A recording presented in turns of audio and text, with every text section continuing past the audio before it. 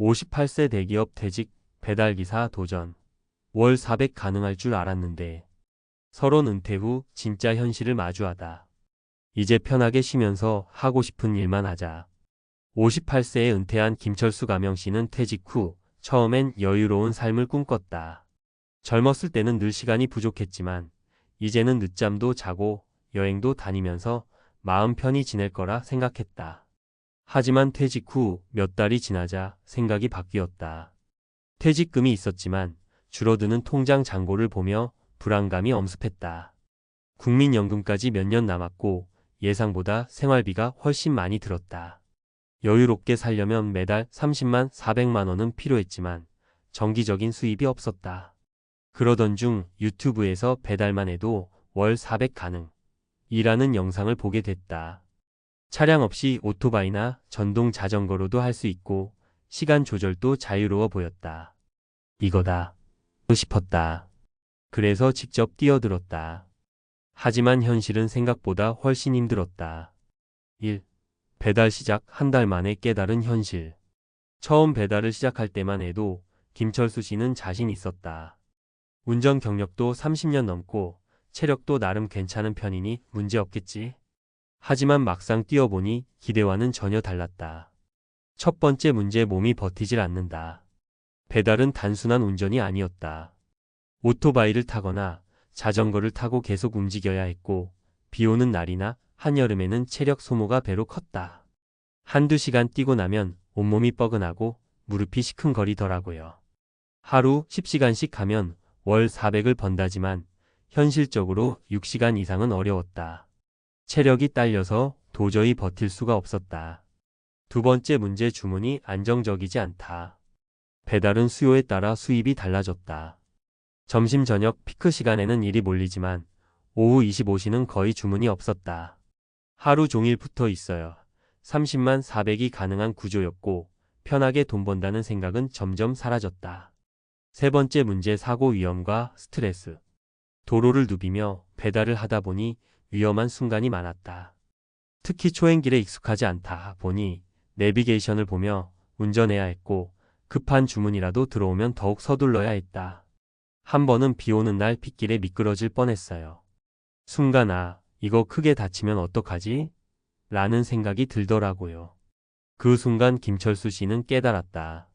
퇴직 후 돈도 중요하지만 건강과 안전이 더 중요하다는 걸.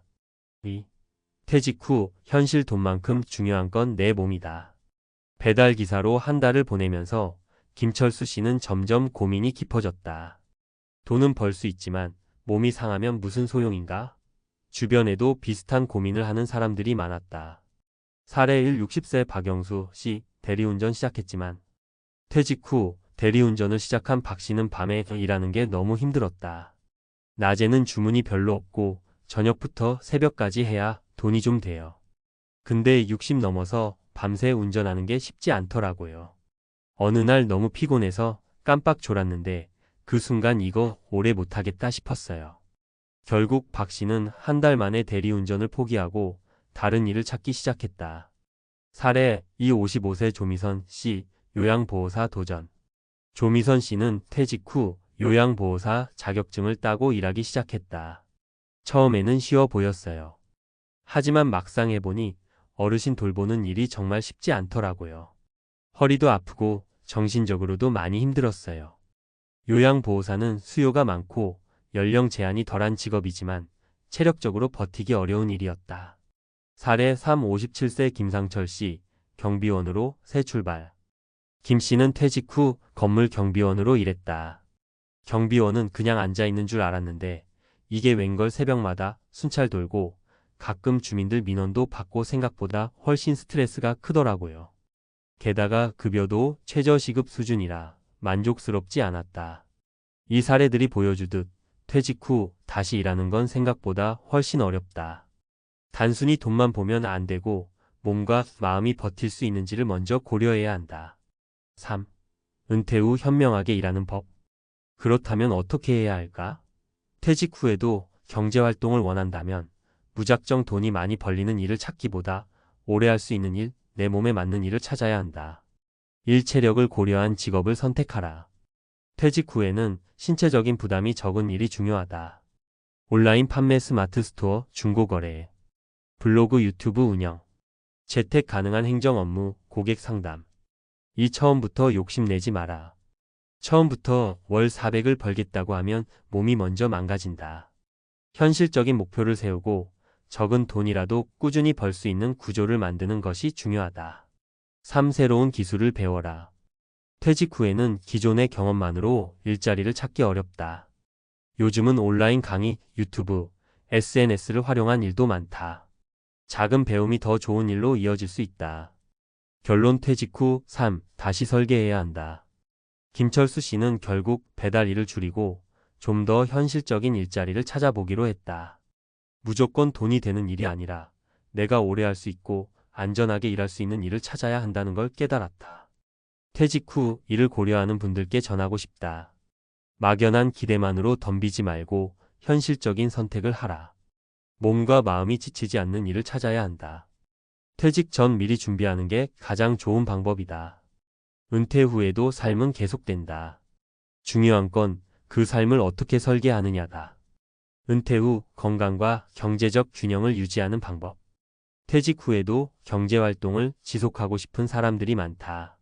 하지만 무작정 몸을 혹사시키는 일은 장기적으로 봤을 때 좋지 않은 선택이 될 수 있다.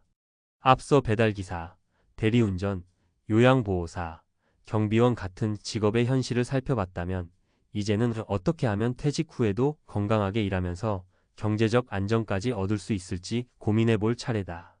1. 은퇴 후 지속 가능한 일자리란? 퇴직 후 일을 찾을 때 가장 중요한 요소는 오래 지속할 수 있는가? 이다. 무리하게 몸을 쓰는 직업의 문제점. 60세 이후 근력은 매년 12%씩 감소한다. 미국 스포츠의학저널 2021. 근감소증 SARCOPNIA은 노화의 주요 원인이며 체력이 약해지면 면역력도 함께 떨어진다. 무리한 육체 노동은 퇴행성 관절염, 디스크, 심혈관 질환의 위험을 높인다. 즉, 퇴직 후 선택할 일자리는 체력을 덜 쓰면서도 꾸준히 할 수 있는 일이어야 한다. 2. 건강을 지키면서 돈도 버는 현실적인 직업 3가지. 그렇다면 구체적으로 어떤 일을 하면 좋을까? 1. 온라인 기반의 경제활동, 이커머스, 콘텐츠 제작 등. 논리적 근거. 인터넷과 스마트폰 사용이 익숙한 5060세대가 늘어나면서 온라인 창업의 문턱이 낮아졌다. 중고거래 플랫폼 번개장터, 당근마켓 활성화로 누구나 쉽게 물건을 사고 팔 수 있다. 유튜브, 블로그, 전자책 출판 등 디지털 콘텐츠를 통한 수익 창출이 가능하다. 사례. 퇴직 후 전자책을 집필한 62세 최영길 씨는 퇴직 후 돈 한 푼 안 들이고 전자책을 출간해 매월 5만 100만 원씩 추가 수익을 얻고 있다. 꾸준히 쌓이니 노후에 큰 도움이 된다고 말했다. 추천 직업, 스마트 스토어 운영, 중고거래, 블로그, 유튜브, 전자책 출판. 이 전문 자격증을 활용한 강의, 컨설팅, 프리랜서. 논리적 근거. 평생교육법에 따라 5060세대가 새로운 직업을 배울 기회가 증가했다. 한국고용정보원 자료에 따르면 50대 이후 가장 많이 취득하는 자격증은 요양보호사, 직업상담사, 바리스타 순이다. 경험과 노하우가 있다면 프리랜서로 강의, 컨설팅, 코칭 활동이 가능하다. 사례.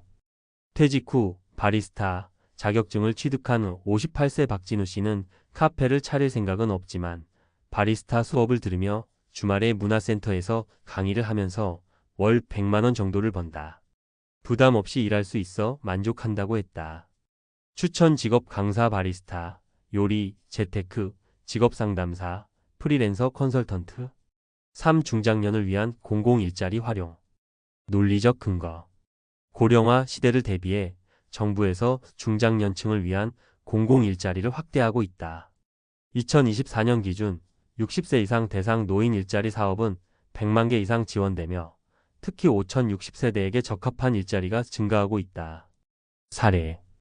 60세 이후 공공일자리 학교 안전지도사를 시작한 김대식 씨는 학생들의 등하교를 돕는 일이어서 체력 부담이 적고 매월 일정한 급여를 받을 수 있어 생활에 큰 도움이 된다고 했다. 추천 직업 학교 안전지도사, 도서관 사서 보조, 문화예술사, 행정지원 업무. 3. 건강한 은퇴 후 경제활동을 위한 3가지 원칙. 무리하지 말고 소득 건강을 동시에 고려하라. 노후에는 돈보다 건강이 먼저다라는 말이 있다. 하지만 돈이 없으면 건강을 유지하기도 어렵다. 따라서 적절한 균형이 중요하다. 하루 6시간 이상 과도한 노동은 피하고 유연한 근무가 가능한 일을 선택할 것. 수익이 적더라도 장기적으로 지속할 수 있는 구조를 만들 것. 새로운 배움을 두려워하지 말라. 나이 들어서 뭘 배우겠어? 라는 생각이 가장 위험하다. 평생교육 플랫폼 국가평생교육진흥원, 온라인 강의 등을 활용해 무료로 배울 수 있는 기회를 찾자. 새로운 기술을 익히면 경제활동의 폭이 넓어진다. 주변 사람들과 네트워크를 구축하라. 퇴직 후 가장 위험한 것이 사회적 고립이다. 함께 경제활동을 할 수 있는 동료를 만들면 지속성이 높아진다. 네트워크를 통해 더 나은 기회를 찾을 수도 있다. 결론 퇴직 후에도 돈과 건강을 모두 잡는 법. 퇴직 후 경제활동을 원한다면 무작정 힘든 일부터 시작하는 것은 좋지 않다. 체력에 맞는 일, 장기적으로 지속 가능한 일, 기술을 활용한 일을 찾아야 한다. 퇴직 후 삶을 위한 핵심 정리. 돈을 벌되 몸을 혹사시키지 말자. 온라인 자격증, 공공 일자리를 적극 활용하자. 평생 배움을 통해 새로운 기회를 찾아라. 경제활동을 하면서도 인간관계를 유지해야 한다. 퇴직 후에도 새로운 삶이 시작된다. 중요한 건 준비와 선택이다. 지금부터라도 퇴직 후 삶을 설계해보자. 건강하고 행복한 노후는 스스로 만드는 것이다.